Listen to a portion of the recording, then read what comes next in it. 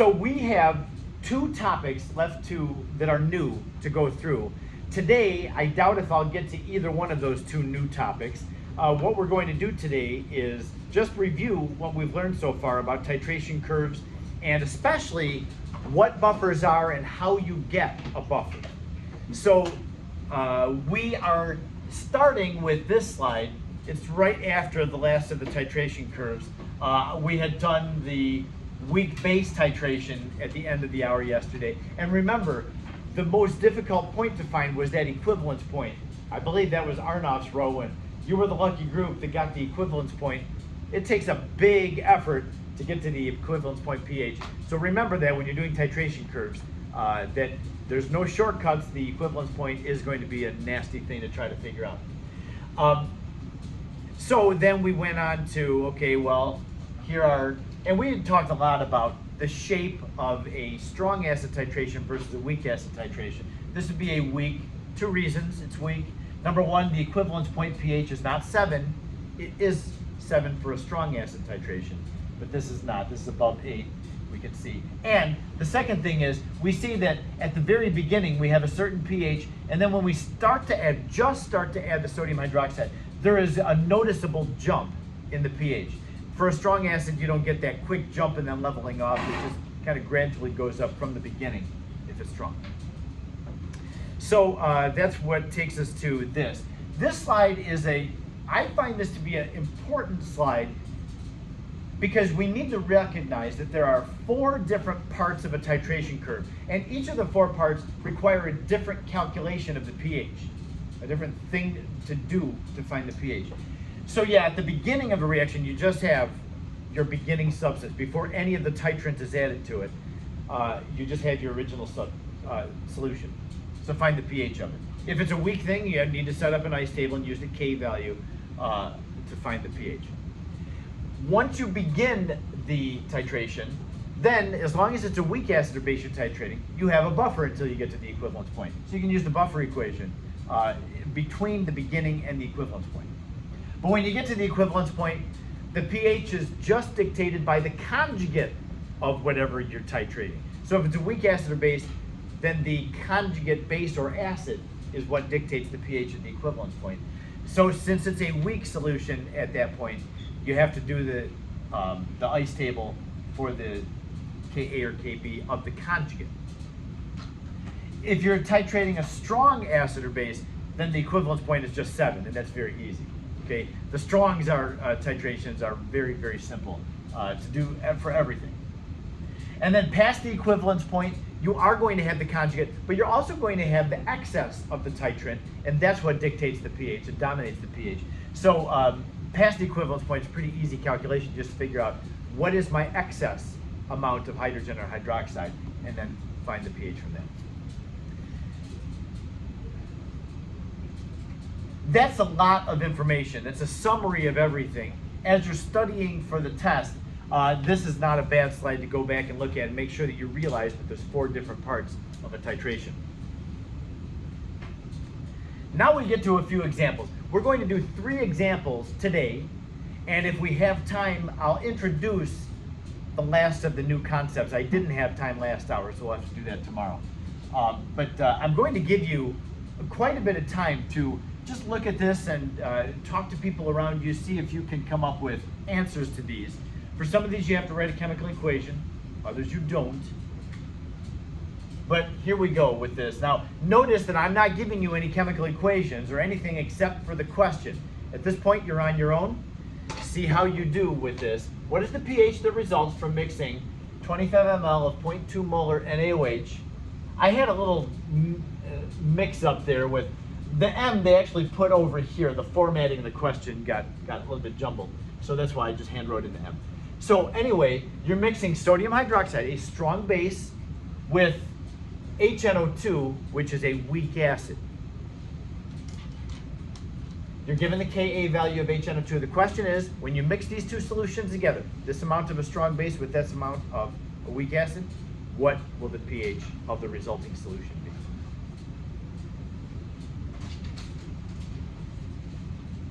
Go for it. See how you do with this one.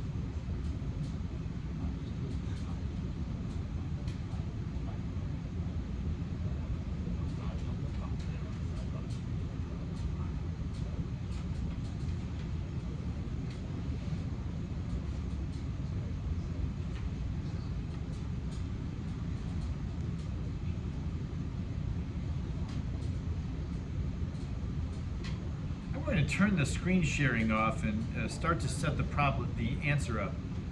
But yeah, I don't want you just copying down. You go through it and see if you can figure out the pH, and we'll compare.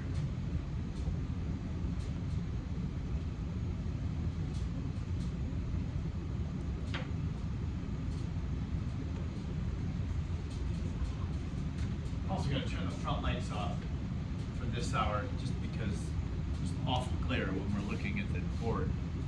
I guess there still is.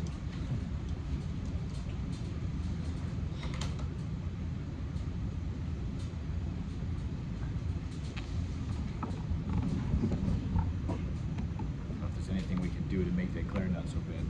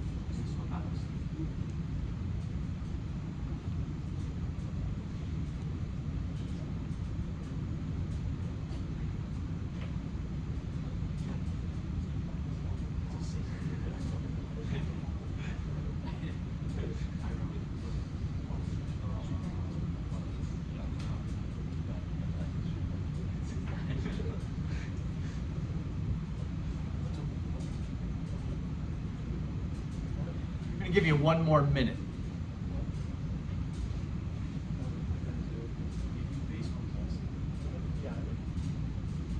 Oh wait, no, I would ask it over base. Okay, A tool. Bah! my bad. Yeah, I got it.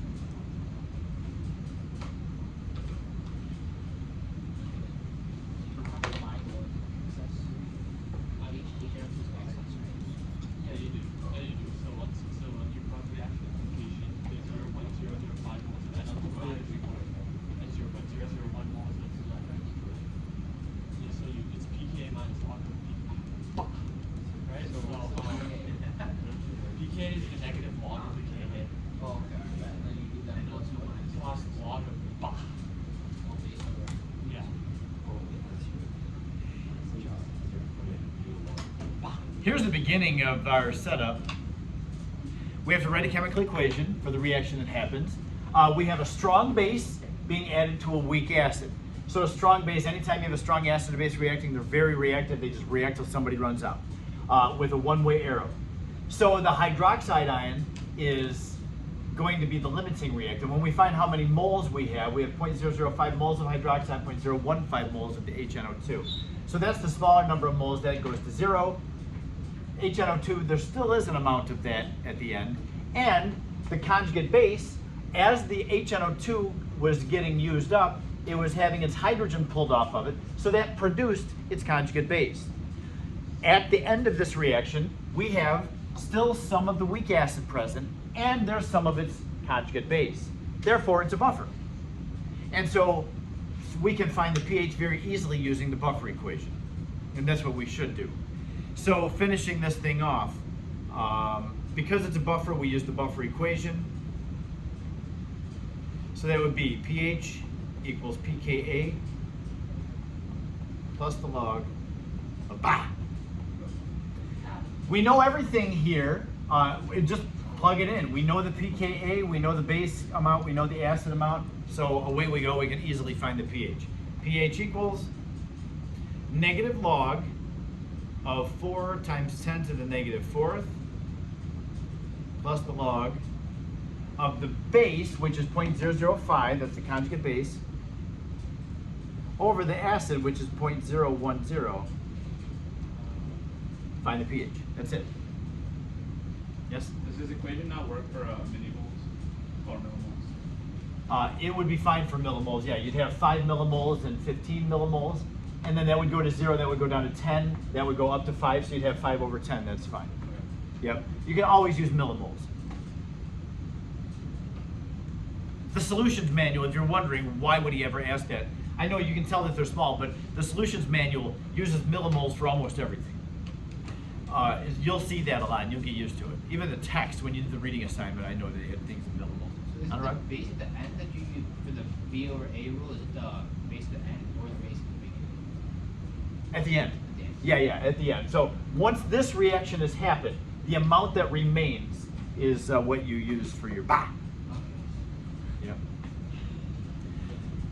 This is a little bit weird. There's 5 minutes left, and both of the next two examples are going to take more than 5 minutes. What I'm going to do is I'm just going to pause from our example. We'll do both examples after lunch. I'm going to take you all the way down past the indicator section. So tomorrow we're going to talk about indicators. That'll wind up being the last thing. I would just like to mention one little topic that we do need to know about. When you're titrating a polyprotic acid, either a diprotic or triprotic acid, remember what those are. Those are acids that have 2 hydrogens on them, like H2SO4, or 3 acids or 3 hydrogens on them, like H3PO4. So when you have a diprotic acid, you wind up with 2 equivalence points. You'll get 2 bumps in the graph. This one is, it's probably just made up, because normally when we do titrations in here, you will, during your lab, your extended lab that we spend 5 days on, one of the acids that you're going to titrate is a diprotic acid. And it's probably not going to look like that. It's going to look more like this. You'll see, you'll get the quick jump and then it'll go up, like that. Your second equivalence point is just going to be kind of a bump there. It's not going to be a nice vertical jump at all. So that is very common. Sometimes people actually question, is this their equivalence point, because it's so difficult to see. So be aware of that this is very hypothetical. I don't think a diprotic acid is going to have a multi-unit pH jump.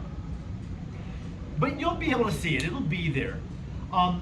What you're going to be asked about this, and once again, this software has jumbled the question. With the acid, you'll be asked, what are the Ka values? You know how a diprotic acid has a Ka1 and a Ka2. Each hydrogen comes off individually. So when you're titrating and adding hydroxide to it, it's pulling the first hydrogen off of all the molecules, and then once that first hydrogen comes off, you get a jump, because now you're just left with the second acid, or that's the second hydrogen coming off. So we get a jump, and then now the second hydrogen starts coming off all the molecules. As soon as you hit the equivalence point, all of them have been neutralized, then we get that second jump. But the question down here is, how do you know the Ka values? That's going to be my question. What are the Ka1 value and the Ka2 value for this diprotic acid? Does anybody remember how to figure out from a titration curve the Ka of an acid? I had shown you something on here gives us, do you remember? Would you take like the pH at a certain point and subtract it by the B over A to get the pK? The inverse log of the pK to get the K? If you only have this data, you don't know what the concentrations are. That's a great thought. If you know what the initial concentration was, you could do that. But there's something even easier, just reading on the graph, that we can do. What was it, Atul? It's like the one. Did you have it too, Divya? When the graph is shaped like this, it's like the halfway point. Yeah, remember we talked about the halfway point of the titration? Halfway to the equivalence point, we call the halfway point, creatively. Halfway to the equivalence point, the pH equals the pKa of the acid. At the halfway point, the pH equals the pKa. So that means this, when I look at the 2 equivalence points, the halfway mark to the first equivalent point, so from there to there, that's how much of volume of NaOH it takes to get to the first equivalence point. Halfway to that, which I'll mark with a different mark, it'll be about right there, that pH at that point, the pH equals the pKa. The pH of the halfway point equals the first pKa. Now, I would also tell you, for a diprotic acid, you have a second equivalence point for that second hydrogen coming off.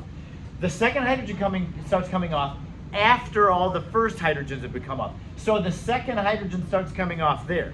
So that means from, I'll go back to this, from there to there, the second equivalence point,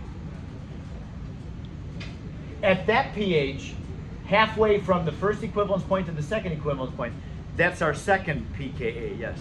Don't we neglect the second pH? Because like back then when we did the guys table, we did neglect the pH in the second one. We did, but I will still ask you, what is the second Ka value?